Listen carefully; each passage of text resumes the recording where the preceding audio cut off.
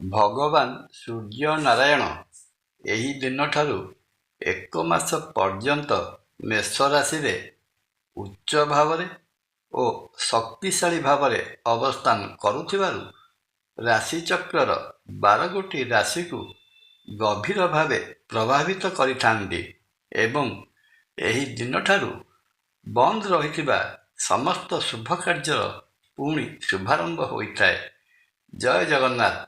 ନମସ୍କାର, ମୁଁ ତପନ ଡାଇଜେଷ୍ଟକୁ ଆପଣଙ୍କୁ ସ୍ୱାଗତ। ମହାବିଷୁବ ସଂକ୍ରାନ୍ତି ଭଗବାନ ସୂର୍ଯ୍ୟନାରାୟଣଙ୍କର ମେଷ ରାଶିରେ ପ୍ରବେଶ କରିବା ଦିନଠାରୁ ବା ପ୍ରବେଶ କରିବା ଦିନକୁ ମହାବିଷୁବ ସଂକ୍ରାନ୍ତି ବା ମେଷ ସଂକ୍ରାନ୍ତି କୁହାଯାଏ।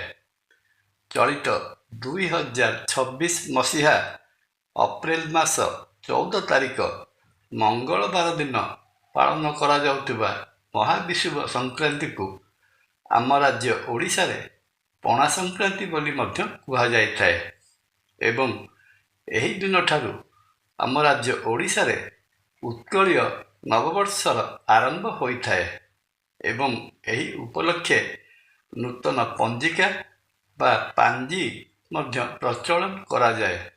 ଏହା ସହିତ ଭଗବାନ ମହାବୀର ହନୁମାନଙ୍କର ଜୟନ୍ତୀ ମଧ୍ୟ ପାଳନ କରାଯାଇଥାଏ।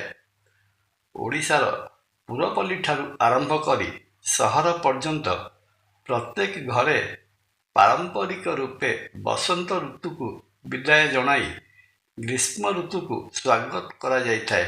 ସେଥିପାଇଁ ଘରେ ଘରେ ସୁସ୍ୱାଦୁ ପଣା ଓ ଛତୁଆ ପ୍ରସ୍ତୁତ କରାଯାଇ ଭଗବାନ ସୂର୍ଯ୍ୟନାରାୟଣଙ୍କୁ ଅର୍ପଣ କରାଯାଏ। ଏଇଥିପାଇଁ ଯେ ଆଗାମୀ ଗ୍ରୀଷ୍ମ ତାପରୁ କିପରି ରକ୍ଷା ମିଳିବ। ଏଥିପାଇଁ ବ୍ରାହ୍ମଣଙ୍କୁ ମଧ୍ୟ ଗୃହ ମଧ୍ୟରେ ସୁମିଷ୍ଟ ଛତୁଆ ଓ ପଣାରେ ଆପ୍ୟାୟିତ କରାଯାଇଥାଏ ଏବଂ ତା ସହିତ ବିଞ୍ଚଣା, ଛତା ଓ ପାଣ୍ଡୋଇ ମଧ୍ୟ ପ୍ରଦାନ କରାଯାଏ। ବିଶ୍ୱାସ ଥାଏ ଏପରି କଲେ ଆଗାମୀ ଗ୍ରୀଷ୍ମ ଋତୁରେ ପ୍ରଚଣ୍ଡ ଖରା ତାତିରୁ ରକ୍ଷା ମିଳିଯିବ। ମହାବିଷୁବ ସଂକ୍ରାନ୍ତିର ଜ୍ୟୋତିଷୀୟ ମହତ୍ତ୍ୱ ଅନୁଯାୟୀ ସଂକ୍ରାନ୍ତିର ପୁଣ୍ୟକାଳ ଅପ୍ରେଲ ମାସ 14 ତାରିଖ ମଙ୍ଗଳବାର ସକାଳ 6:29 ଠାରୁ ଆରମ୍ଭ ହୋଇ ଦ୍ୱିପ୍ରହର 1:50 ସମୟ ପର୍ଯ୍ୟନ୍ତ ରହିବ। ସେହିପରି ସଂକ୍ରାନ୍ତିର ମହାପୁଣ୍ୟକାଳ ସକାଳ 7:33 ଠାରୁ ଆରମ୍ଭ ହୋଇ ଦିନ 11:45 ପର୍ଯ୍ୟନ୍ତ ରହିବ। ସଂକ୍ରାନ୍ତି ଏକ ଦାନ ପୁଣ୍ୟର ଦିନ ହୋଇଥିବାରୁ ଏହି ସମୟରେ ଦାନ ପୁଣ୍ୟ କରାଗଲେ ସୂର୍ଯ୍ୟଦେବଙ୍କର ଆଶୀର୍ବାଦରୁ ଯଶ, ମାନସମ୍ମାନ ଓ ଧନ ଲାଭ ହୋଇଥାଏ। ପିତୃପୁରୁଷଙ୍କ ପାଇଁ ଏହି ସମୟରେ ଶ୍ରାଦ୍ଧ ଓ ତର୍ପଣ ଆଦି କରାଗଲେ ପିତୃପୁରୁଷଙ୍କ ଆଶୀର୍ବାଦରୁ ଘରେ ସର୍ବଦା ସୁଖ, ଶାନ୍ତି ଓ ସମୃଦ୍ଧି ବିରାଜମାନ କରିଥାଏ।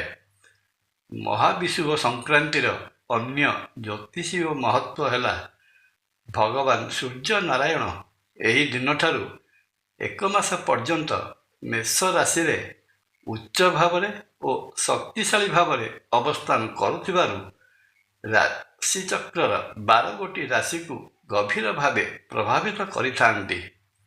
ପ୍ରଥମତଃ ସୂର୍ଯ୍ୟଦେବଙ୍କର 1 ମାସ ପର୍ଯ୍ୟନ୍ତ ମୀନ ରାଶିରେ ରହଣି ଯୋଗୁଁ ସେ ସମୟ ଅଶୁଭ କାଳ ବୋଲି ପରିଗଣିତ ହୋଇଥାଏ।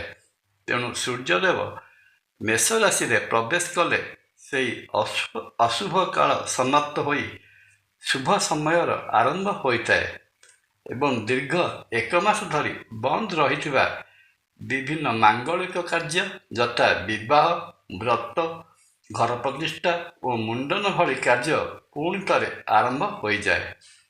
ବୈଦିକ ଜ୍ୟୋତିଷ ଶାସ୍ତ୍ରରେ ସୂର୍ଯ୍ୟଦେବଙ୍କୁ ଗ୍ରହ ଜଗତର ରାଜା ବୋଲି ଗ୍ରହଣ କରାଯାଇଅଛି।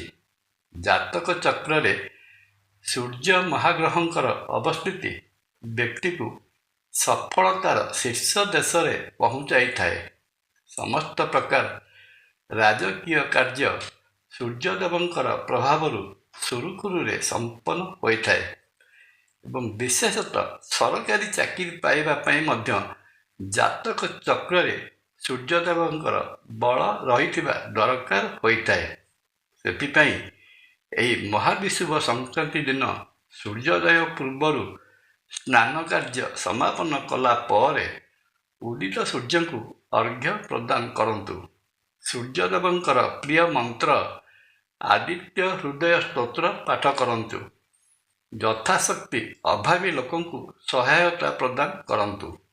ଭଗବାନ ସୂର୍ଯ୍ୟ ନାରାୟଣଙ୍କର ଆଶୀର୍ବାଦରୁ ସମସ୍ତ ଇଚ୍ଛା ପୂରଣ ହେବା ସହିତ ଶରୀର ନିରୋଗ ରହିବ। ଜୟ ଜଗନ୍ନାଥ। ଭିଡ଼ିଓ ଭଲ ଲାଗିଲେ ଲାଇକ୍, କମେଣ୍ଟ ଓ ସେୟାର କରିବା ପାଇଁ ଅନୁରୋଧ। ନମସ୍କାର। ତପନ।